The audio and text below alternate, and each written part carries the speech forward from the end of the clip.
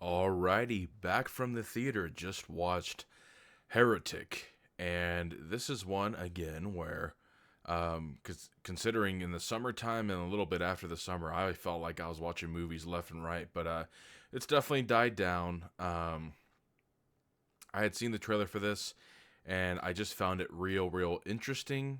And from what they showed us in the trailer, I had it just I don't know. It got my attention.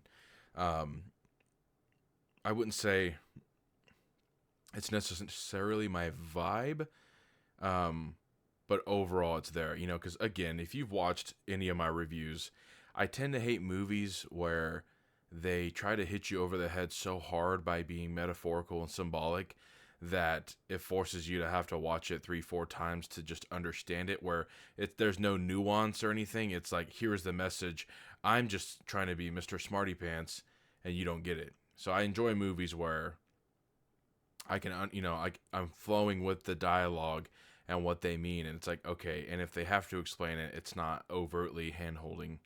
And this is an A24 movie. I wasn't figuring it to be a horror movie, more like a thriller, and it basically is. It has Hugh Grant, which I really can't think of what movie I've seen with him in. Um, can't think of one.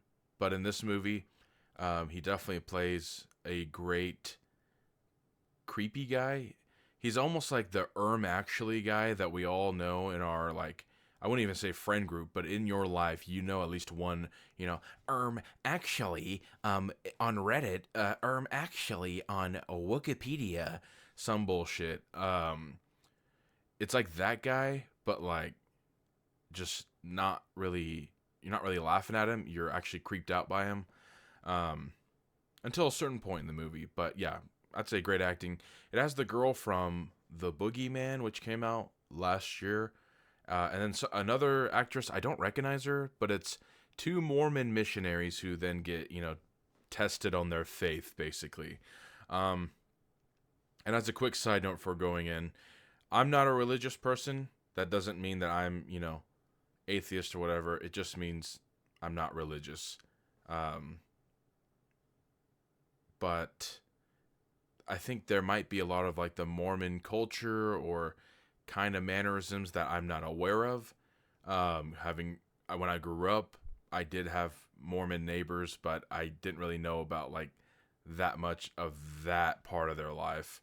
And as an adult, I can't think of anyone in my friend group or anything who's Mormon, at least not that I'm aware of. So there may be things like that that I have possibly missed that, someone who is Mormon watching this movie would be like, oh, wow, they got that right. Or, oh, that doesn't necessarily seem right. But I thought the acting across the board was good. Um, Again, for Hugh Grant, there comes a point where I'm kind of like, towards the end. But they have setups and payoffs. Um, Before I get into spoilers, I just want to say, I would say the first 75 to 80% of this movie is exactly what I wanted and I really got, and I loved it. I mean, I was sitting in my chair just like dialogue heavy movie um up until a certain point, but I loved the back and forth, the arguments from the black-haired Mormon girl could have been a little bit better, or they could have at least given her more to say, because her retort is very short and very minimal, while they give Hugh Grant the time to like say his ideas and his piece and all this stuff and his arguments. So I wish they would have had more of a back and forth, because they maybe have like two real quick back and forths and the rest is just him talking. So I would have liked to have seen more scenes with her. Um, I wouldn't say I'm disappointed with the ending. The last like 15 seconds, which is the ending, I took it as, okay, I think this is a payoff from two setups from earlier in the movie. Okay, but it's the moment of there's a key thing that happens, and then right before the end where I feel like it fell flat, which I can go into when I'm talking about spoilers. But overall, I think the movie is very enjoyable. Honestly, I had gone into the movie and I kept wondering, is this movie going to outright just kind of be like mean towards religion? Because I sometimes I just don't like that. I say sometimes. I'd actually say all the time. I like when there's nuance and like this. Oh, I didn't think about this perspective. I didn't think about this perspective, and um, there's parts where the movie kind of feels balanced, but they really kind of give him a lot of the screen time to just sit there and kind of be like, you know, bam, like kind of dogging on it. So I would be very curious to hear from a religious person watching this movie what they thought. I genuinely would be curious. Because again, I'm seeing it through the lens of my own personal lived experiences and stuff. So there's a lot of things I might not see or think about that other people would.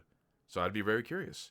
Um, but having said that, nine, I'm sorry, out of 10, I'd give this an 8.5, almost a 9. It's just that weird sliver between the part where I'm like, okay, that's a turning point, and right for the end where it just falls so flat for me. Um, but I would recommend still watching it. Now on to spoilers. So just so I don't lose my train of thought, the whole thing is the two missionary girls get coerced to, or I don't know if coerced is the right word, but basically, they're like, we can't come in unless there's a woman present. And he's like, yeah, my wife's in the kitchen. Okay. Which, in my mind, I figured if they're that devout, they wouldn't have fallen for the old trick. But, you need the movie to happen. There is also like their main pastor, father guy at the church who's Topher Grace. They randomly start showing him as if it's going to be like a secondary B plot to the movie. It goes nowhere. It's like, okay. Just kind of like tension, but it's tension that's like starts and ends very quick. And I just loved the beginning parts of this movie when they're in the living room and when they're in the right before they choose the belief or disbelief door. Those are like the best scenes of the entire movie. Just the back and forth dialogue about like why you believe what you believe, and like you believe these ideas, and why do you go along with this, or if someone told you this, would you believe it because someone else told you that? All these good conversations where I was like, this is good, because like he doesn't come off super crazy. He just comes off as a kind of like an annoying asshole, just a little bit, with the I know everything, you don't, I'm gonna try to out knowledge you. But it was curious to hear the conversations, and there's a lot I need to Google personally, because there's some things he mentioned where again, I'm not super familiar with every world's religion and every piece of history of it, so I'd have to kind of look that up and be like, was what he's saying real or not? But the movie overall does such a good job of what is real, what's not real, why do you choose to believe the things you choose to believe, and like do you have free will, and the idea of like what religion does to people or other beliefs. And it was so neat. But then when I was talking about how it kind of gets to a point, the black haired girl, he slits her throat, and she's like dying out on the floor, dies, and then the other girl is just kind of the main character, and the whole movie he's like, do you want me to tell you what the one true religion is? And in my mind I'm thinking he's either going to say none of them, or he's going to say the one true religion is like like elitist something, like control or like indoctrination, whatever. That's the whole thing that they have in like familiarity.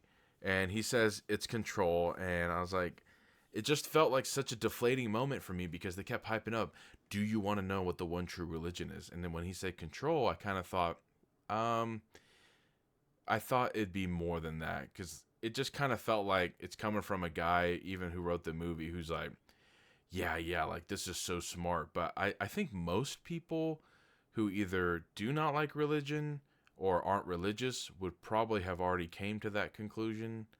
So I thought the movie would try to be a little smarter, to be like, it's this like other perspective that, you know, both non-religious and religious people would have been like, oh, what the heck.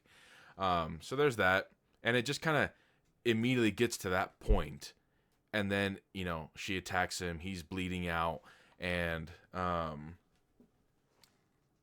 he stabs her, and then it just kind of goes to the ending, and it's that weird scene where I was like, we had such great dialogue, tense scenes, and then it just goes to like immediate, here's the ball drop, I attacked the crazy guy, I'm running away, oh no. And it just felt so quick, but then the rest of the movie is so slow to build up to the tense, and ooh, like what is happening, oh my god. So I just felt like that was a rush to the ending kind of thing. And the very ending, because the brown haired girl, Sister Paxton, or Parker, in the beginning, you know, they see a butterfly trying to leave the house, but it can't. And then she, you know, says like, well, after I die, I'd like to be reincarnated as a butterfly, so I can always follow around the people I love. And she was like, I would land right on their hand, you know, like to let them know I'm there, blah, blah, blah. At the end, as she's bleeding out, she actually escapes the house, and she's on some other side of the house, kind of wandering around in the snow, and she sees a butterfly on her finger, and then she looks again, and it disappears. And so I'm thinking it's, you know, like, okay, well, her other friend's dead, so is it the friend heard that and came back, or is the girl herself dead? And because they talk about near-death experiences and what's real, what's not, and, you know, they mention how one guy said, you know, are we a butterfly imagining a man's life, or are we a man imagining a butterfly's life? And, you know, very like, again, perspectives and all that. So there's a lot of ways I think you could take the ending in this movie, but I just didn't like that little bit, you know. It was getting real tense, and where could this go? And then after the friend gets killed, basically, because weirdly enough, after he kills her, he rips out her birth control implant, but he's like, it's a microchip. We live in a simulation. And I was like, whoa, there's this whole other thing that they're starting to bring up, but then they kind of really don't go anywhere with it. And he goes from like being so calm with his ideas and stuff to just outright batshit crazy. And, you know, it's not like they just outright said, oh, he's this crazy atheist. His whole thing is he studies every religion and every, you know, history involving religion. And that, you know, that is the conclusion he came up with, is that they're all the same. They all have the biggest thing in common, in his opinion, which is control. And so he was like, you know, I'm showing you this. Like, I'm putting you through this to show you that. And you're like, okay. I thought they'd play a little bit more on like the what's real, what's not, and, you know, I'm giving you free will, like I'm not actually controlling you. But they do kind of stop at that fairly quick, sadly, because, you know, the trailer kept showing how he's got this map of his house, and I was like, oh, there's all these trap rooms and stuff. We're gonna really get to see more. Not really. And she goes through like a religious, like each room is, you know, like Judaism and Islam, blah blah blah, and there's like totems and stuff. It's like, ooh, what's going on? Nothing. Kind of a bummer.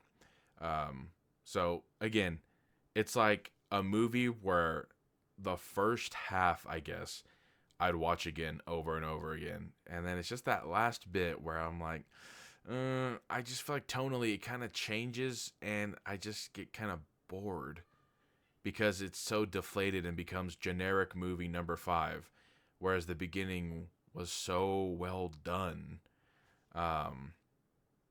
So yeah, again, 8.5 to 9 out of 10, just because it would have been probably a 9 for sure, 9.5 if it weren't for that little weird section.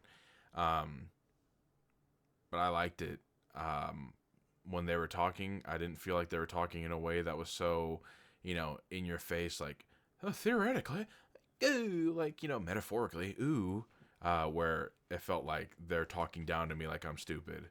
I completely understood the conversations and where it was going, so Yeah, I liked it, but I guess that's gonna be it for this review. Honestly, go watch it if it's your type of movie. It's not gonna be for everyone because it's a lot of talking. A couple of like, there's maybe one actual scene where you're like, ooh, this is actually like a horror movie, creepy. Besides that, it's just tense thriller. But if that's your kind of movie, go give it a watch. And again, if you happen to come across this video and you are, of really any faith, but I'd be so curious to hear someone's opinion on it. I want to know. And I'm not even trying to sit here and say like I want to argue. I just want to hear someone's perspective that's not from my lived experience. So that is going to be it for this video. Again, thank you for watching. I did forget to mention both October 30th was 7 years I've been on YouTube, and I just hit 1,000 subs, so that's awesome. There's finally ads on my video and stuff, so that's a real awesome way to honestly, as we're closing in the year, a real awesome milestone of mine that I've really wanted to reach. And so I appreciate people who sit through and watch these videos to the end and comment, like, share, and, you know, like, whatever. So that is going to be it. I'm out.